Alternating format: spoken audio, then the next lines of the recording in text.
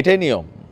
যখন একজন বড় শত্রু থাকে তো তাকে নিধন করার জন্য ছোট ছোট শত্রুগুলা প্রথমে এক হয়, মানে শক্তিগুলো আমরা শত্রু বলি বা শক্তি বলি, তো তারা এক হয়। যখন বড় শক্তিটা সইরা যায়, চেয়ারটা হয়ে যায় খালি, তখন বাকি শক্তিগুলা এ এর দিকে চায়, এ এর দিকে চায়, কিতা আপনি এদিকে চান কা, বুঝছেন না চাইলাম আর কি, কই এই কিন্তু দৌড়টা দে, যে যেমনে পারে কৌশল অবলম্বন করে, এ আবার হেরে টাইনা ধরে, হে এরে টাইনা ধরে।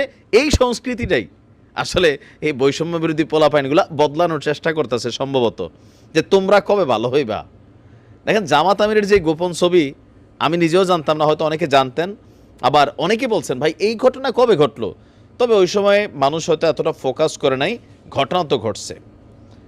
বিএনপি এবং জামাতের মধ্যে একটা কোল্ড ওয়ার চলছে, এটা এখন প্রকাশ্যে চলে আসছে যে ৭১-এর সেই ঘাতক শক্তি জামাত আজকে এত বড় কথা বলে ৭১-এর বিরুদ্ধে।